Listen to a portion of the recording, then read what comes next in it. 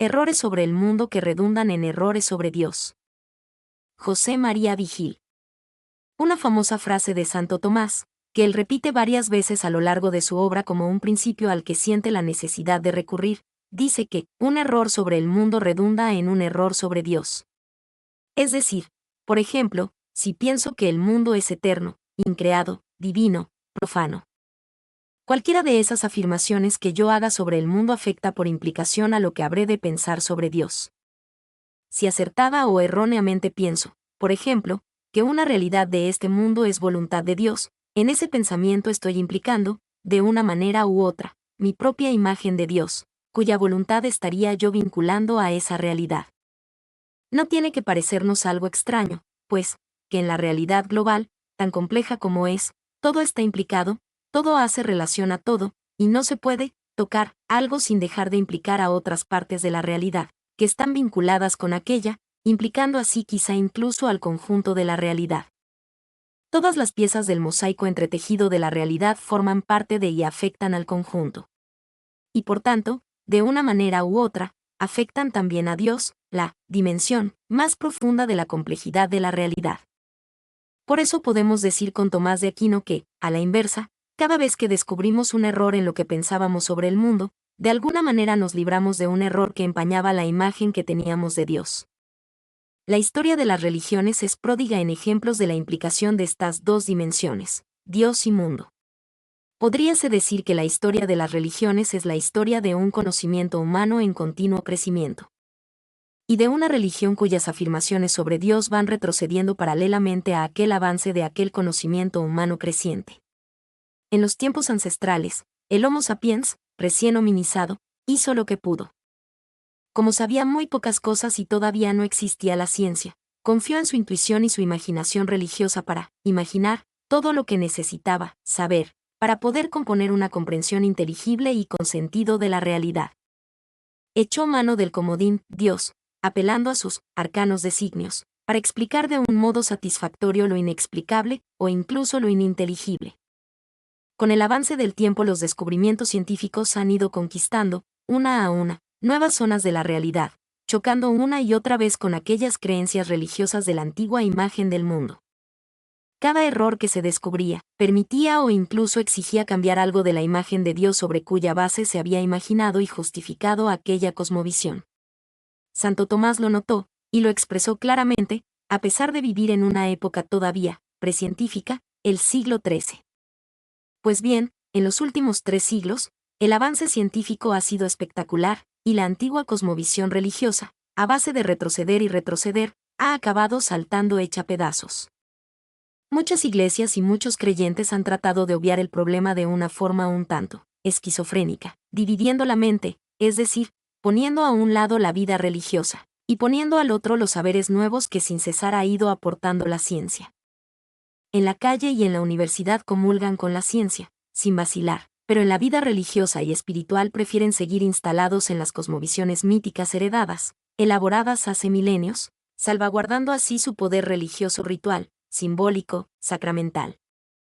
Así, cada día, con velocidad acelerada, se agranda el abismo que separa la ciencia y la fe, la cultura y la religión, la cosmovisión ancestral religiosa, doctrinal y moral por una parte, y las convicciones científicas modernas de sus miembros por otra. Este continuo descubrir errores sobre el mundo, en las creencias religiosas, por parte de las ciencias, detecta errores sobre Dios, en la religión, en cualquiera de sus dimensiones, la teología, la espiritualidad, el dogma, la moral, las tradiciones. En este estudio solo queremos abordar los errores sobre Dios, en el sentido amplio de errores religiosos, teológicos, espirituales, morales, destapados por los avances de la que solemos llamar nueva cosmología, o también nuevo paradigma ecológico. El primero, el geocentrismo. El conflicto con Galileo Galilei fue un conflicto emblemático entre la ciencia y la fe. Galileo, con el telescopio que él perfeccionó, observó un error sobre el mundo, en la creencia religiosa que era habitual hasta entonces. No estábamos en el centro de la realidad, como afirmaba indubitablemente la religión, sino que era el Sol el que estaba en el centro. Nosotros, sobre la Tierra, estaríamos dando vueltas alrededor del Sol. La Tierra dejaba de ser el centro del cosmos, el centro en torno al cual giraba toda la realidad. El ser humano, la niña de los ojos de Dios, la razón de la creación misma y de la historia, no estaba en el centro del mundo, sino montado sobre una roca errante vagando por el espacio cósmico. Hoy nos parece casi evidente, pero entonces no pudieron aceptarlo muchos científicos compañeros de Galileo, ni tampoco las iglesias. El conflicto con su iglesia católica fue el más sonado, pero Lutero y otros reformadores dijeron sobre Galileo iguales o peores cosas que las que dijeron la Inquisición y los jesuitas de su tiempo. Las iglesias no se oponían propiamente a una verdad meramente científica, sino a un cambio de perspectiva que ponía gravemente en tela de juicio lo que desde siempre se había pensado sobre Dios. Ellos también se oponían desde su punto de vista a un error sobre el mundo, que implicaría un error sobre Dios. Hasta entonces era tenido por evidente que el ser humano era la razón por la que Dios creó el mundo, y que por tanto todo el cosmos giraba en torno a este ser humano, y en torno a su hogar, la Tierra. Decir que ésta no era el centro de la realidad, sino que era un planeta errante en torno a otro centro. Venía a decir que los planes de Dios no eran como los pensábamos, o que el ser humano no parecería ser la razón central del cosmos, o que la palabra de Dios, que hasta entonces había parecido que declaraba paladinamente el geocentrismo en el libro de Josué, en los Salmos y hasta en la boca misma de Jesús, estaba equivocada. Lo cual, más que un error sobre Dios, venía a ser un error del mismo Dios, un error en su palabra. Aquel error sobre el mundo, que la ciencia acababa de descubrir, el geocentrismo, evidenciaba un error acerca de Dios, que las iglesias, en aquel momento, no estaban en condiciones de reconocer. La católica necesitó casi 3 siglos para aceptarlo.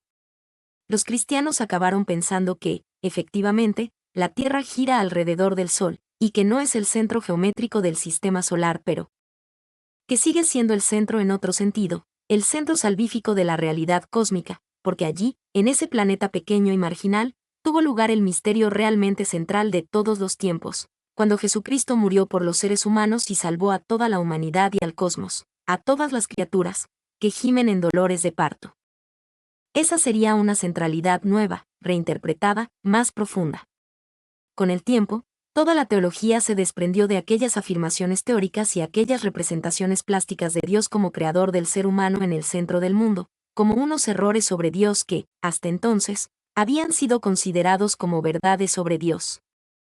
Pues bien, la superación del error del geocentrismo puede hacerse sin demasiadas reelaboraciones teológicas y espirituales, pero la superación de otros muchos errores sobre el mundo, que la ciencia ha ido denunciando uno tras otro, si exige reinterpretaciones radicales, verdaderas reelaboraciones, desde la raíz, que son lo que llamamos cambios de paradigma, en el sentido más fuerte de la expresión.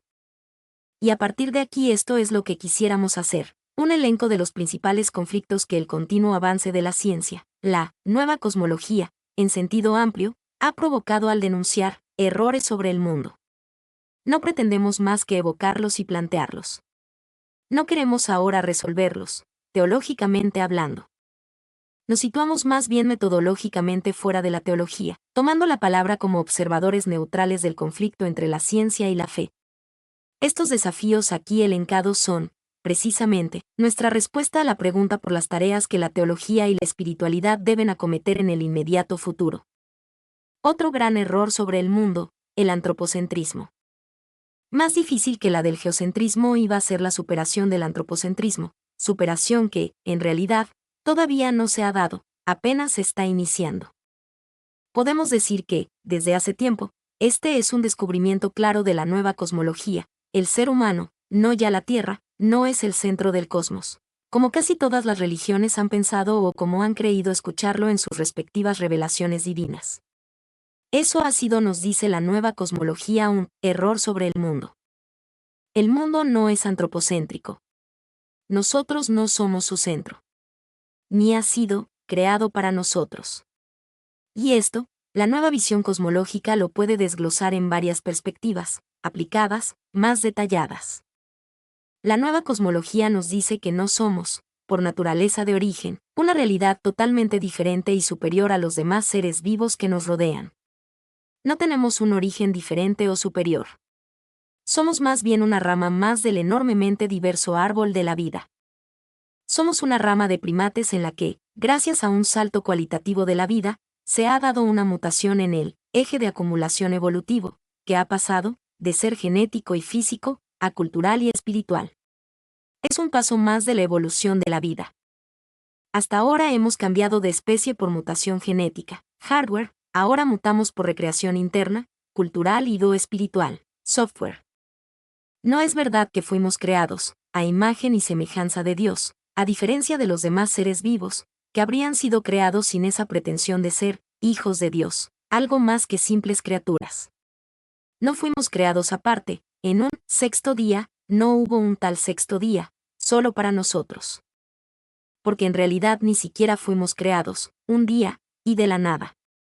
Somos una especie que, como todas, proviene de otras, que a su vez provienen de otras más antiguas, que empalman con los primeros seres vivos en esta Tierra, las bacterias, de hace unos 3.500 millones de años.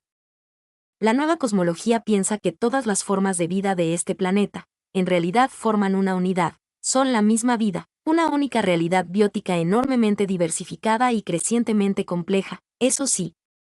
La nuestra es una forma de vida que parecería ser la que más lejos ha llegado. Aunque es verdad que, hoy por hoy, ocupamos el último /diagonal primer puesto en el árbol de la vida pues somos unos recién venidos, los últimos en llegar, no somos sino una forma más de vida. En ese sentido, no somos otra cosa. Pensar lo contrario fue un error sobre el mundo que implicó a Dios, fue un error también sobre Dios. A la luz de la ciencia actual, no parece que podamos continuar atribuyendo a Dios lo que le hemos venido atribuyendo durante milenios. A este respecto, Dios no pudo decir lo que nosotros hemos dicho que dijo. Lo dijimos nosotros, y se lo atribuimos a Dios. Tradicionalmente, la teología se apoyó en esos errores, que lo eran tanto sobre el mundo como sobre Dios. Los computó como verdades indubitables, por las juzgó reveladas. Más de una vez justificó castigos y penas mayores sobre quienes se atrevieran a ponerlas en duda.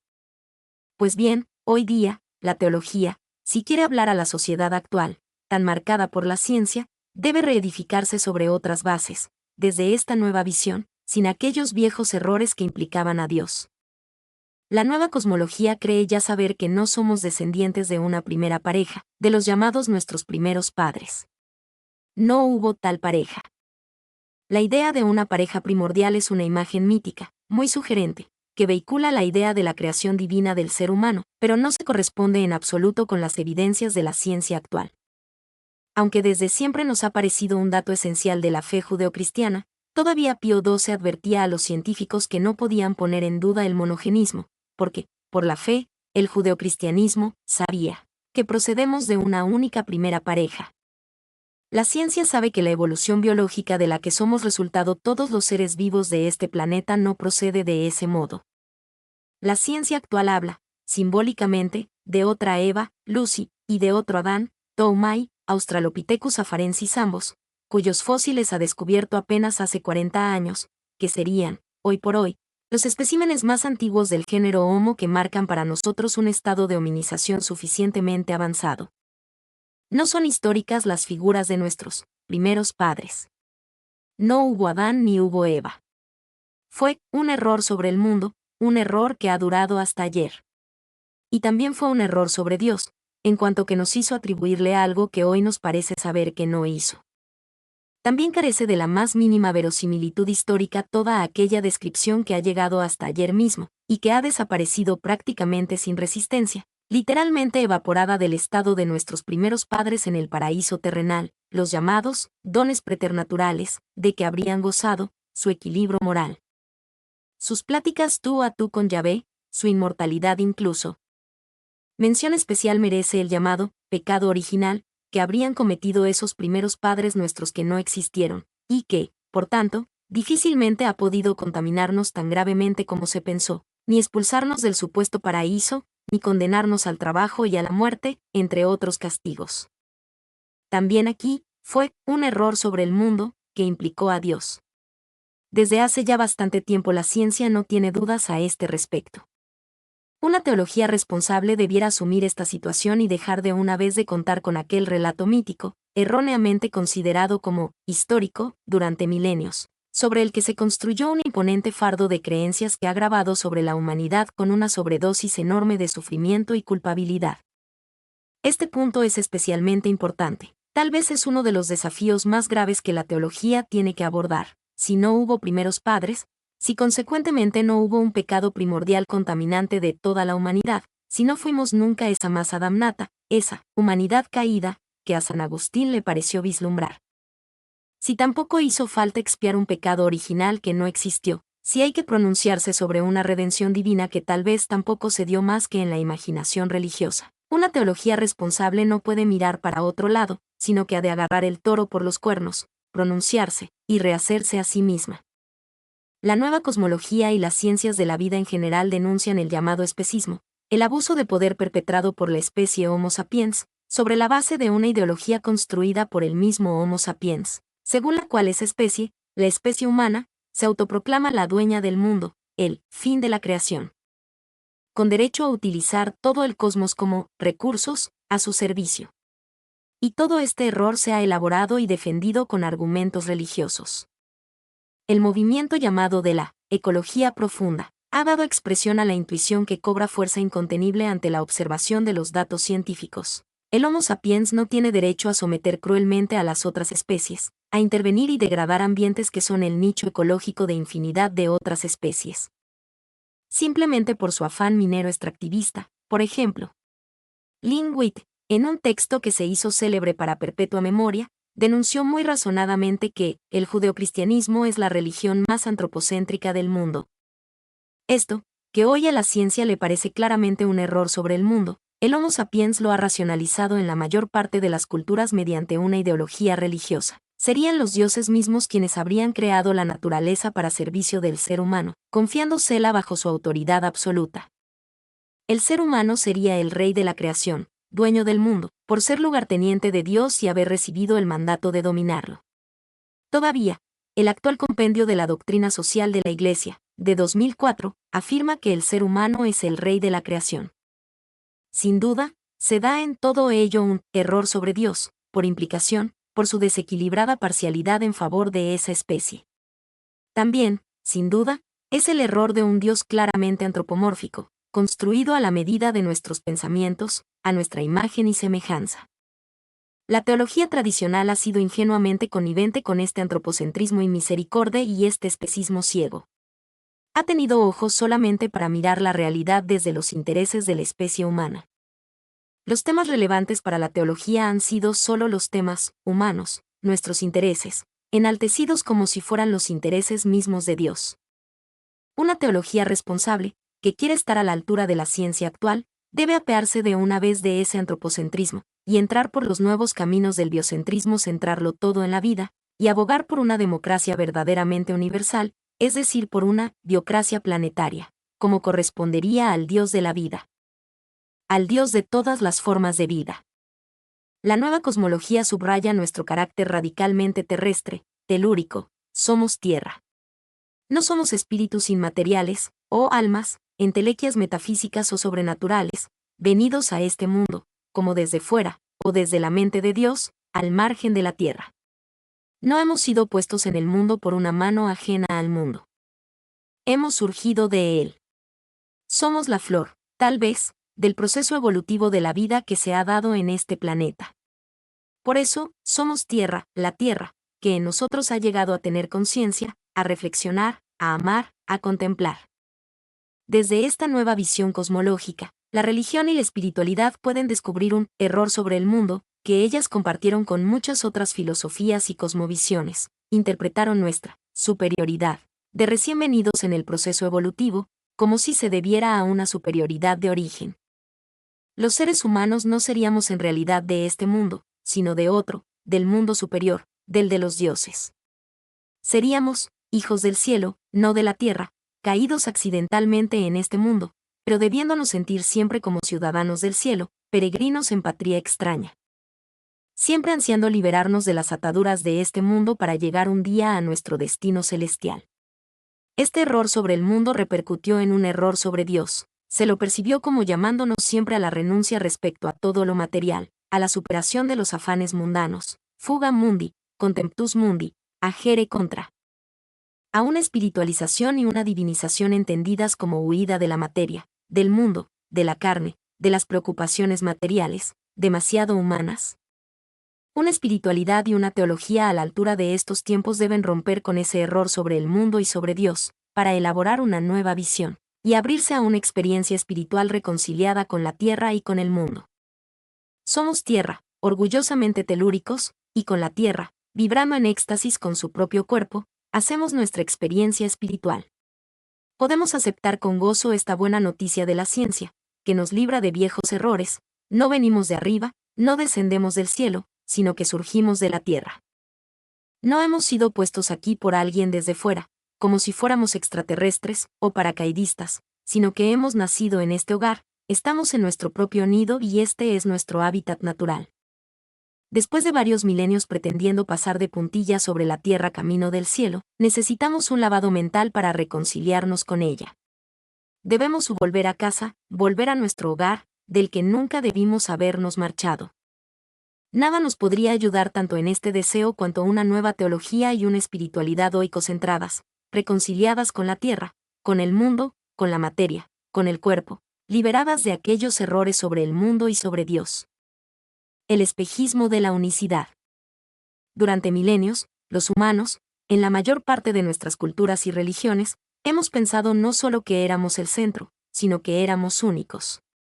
Este mundo, nuestro mundo, era la creación de Dios, la niña de sus ojos, la obra de sus manos, y no había más.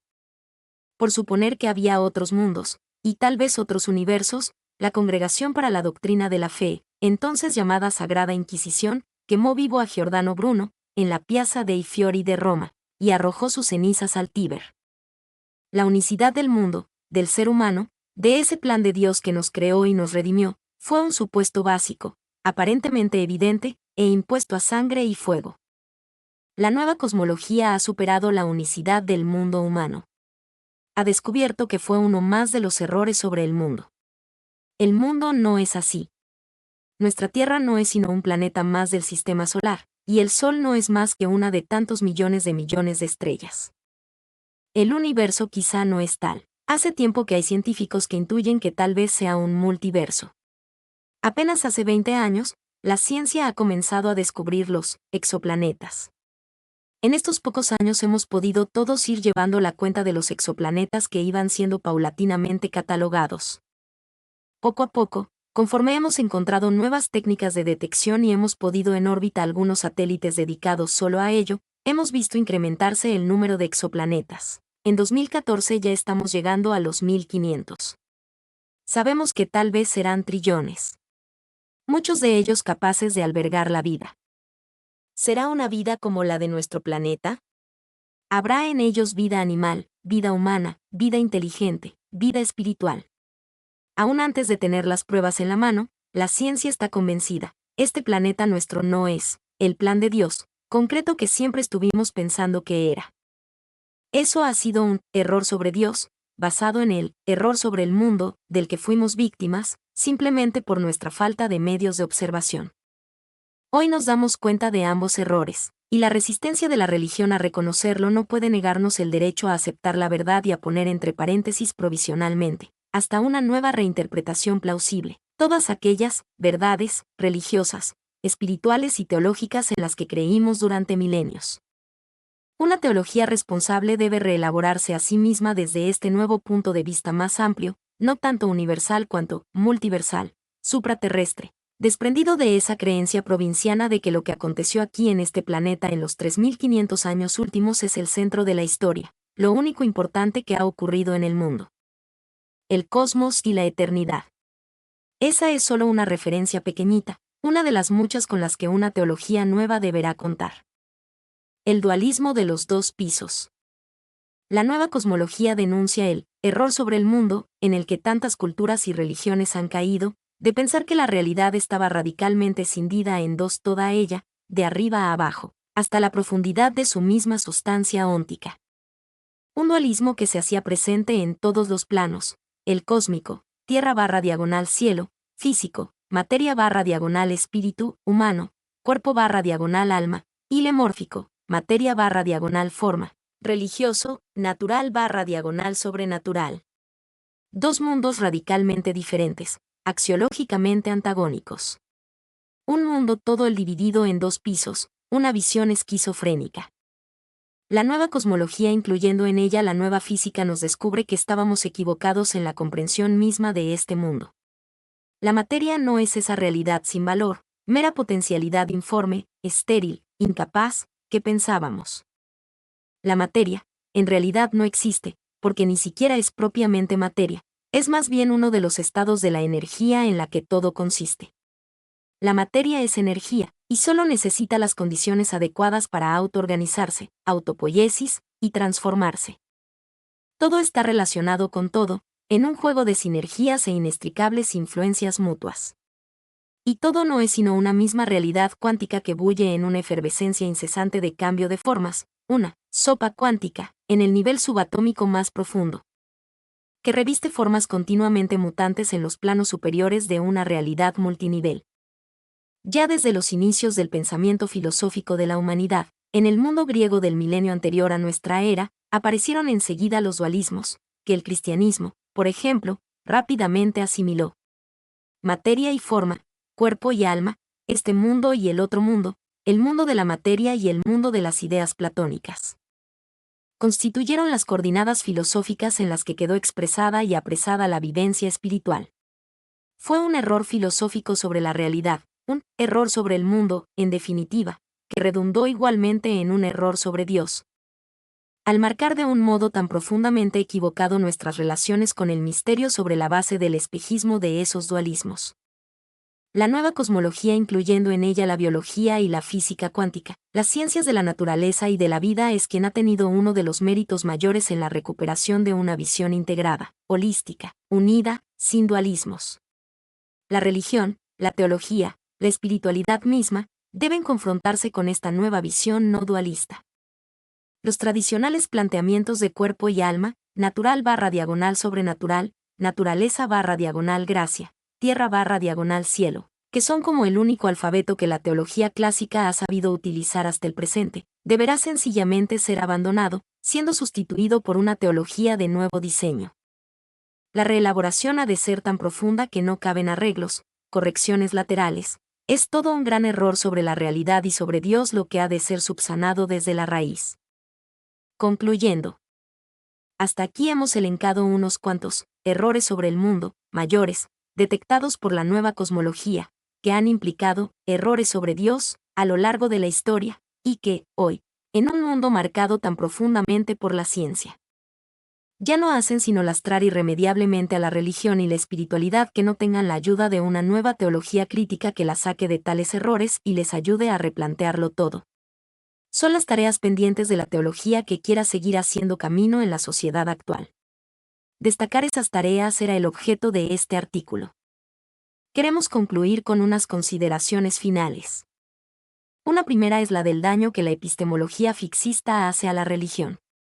Las instituciones religiosas parecen incapaces de modificar sus creencias, a pesar de que está tan claro que esa inamovilidad no existe más que en su imaginación, pues la historia demuestra la constante ebullición de las religiones, su sincretismo, sus cambios, sus acomodaciones a los cambios filosóficos e históricos.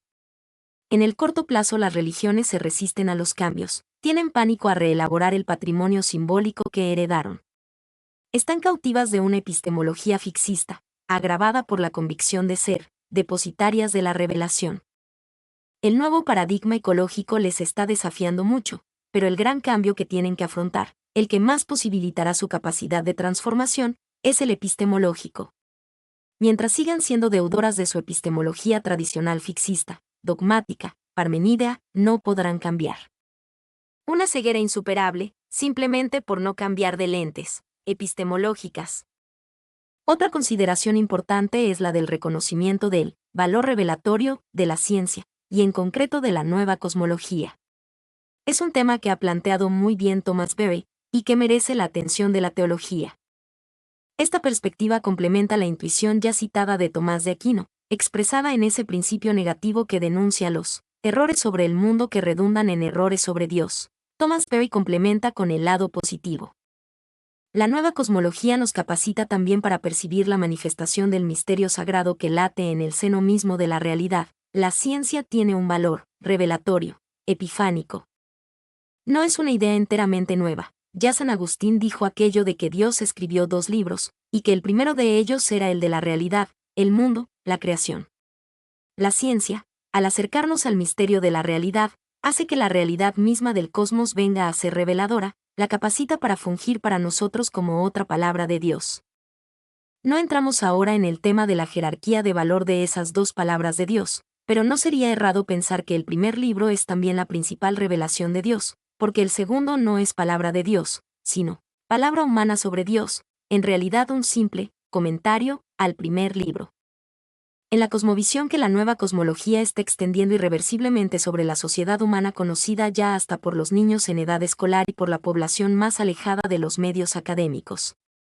Gracias a los medios de comunicación divulgadores de la ciencia, el viejo relato de las religiones y del judeocristianismo en concreto ya no resulta aceptable para la sociedad culta de hoy. Solo puede pervivir en creyentes atrasados en su formación, o creyentes cultos que aceptan vivir escindidos esquizofrénicamente en su espiritualidad. Mirado desde la sociedad, podríamos decir que hoy solo pueden creer el relato bíblico eclesiástico los desinformados. Es urgente hacer algo. Pero, tal vez no se trata sin más de traducir el viejo relato al nuevo contexto, ni de ponernos a crear un relato nuevo. Probablemente se trata más bien de asumir el relato que el mismo cosmos evolutivo está revelando a la ciencia actual, a la nueva cosmología, sin idolatrarlo ahora, sin convertirlo en un dogma, sin dejar de reconocer la provisionalidad permanente de nuestra percepción del mismo, y dejar fluir ante el nuestro sentimiento religioso ante el misterio, nuestra experiencia espiritual cósmica.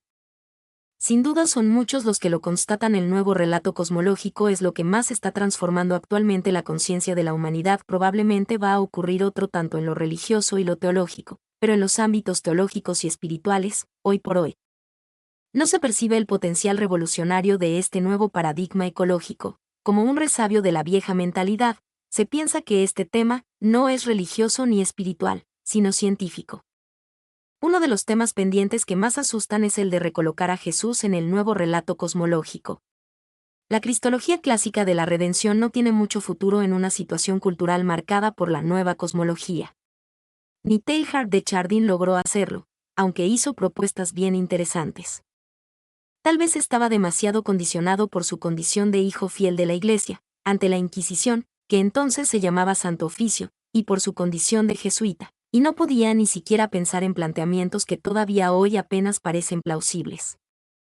Fue muy moderno, se adelantó a su tiempo en muchos campos, se abrazó a la ciencia, pero continuó deudor de la epistemología mítica bíblica y de la dogmática clásica. Ni por un momento sugirió una profundización replanteamiento de Calcedonia, ni como buen jesuita dejó de ver la devoción al corazón de Jesús como la forma suprema espiritual para los tiempos modernos. En 2015 se han cumplido 60 años de la muerte de Teilhard. No se puede dejar de lado sus aportaciones en este campo de los desafíos de la nueva cosmología, pero el gran grueso de la relectura de Jesús, 14, a partir del nuevo relato cosmológico actual, está sin hacer. Será una de las más importantes tareas críticas para la teología y la espiritualidad que vienen, tareas sobre las que hemos querido reflexionar este estudio. Mi nombre es Demim. Soy tu asistente personal. Mi sitio en internet es demim.es.tl.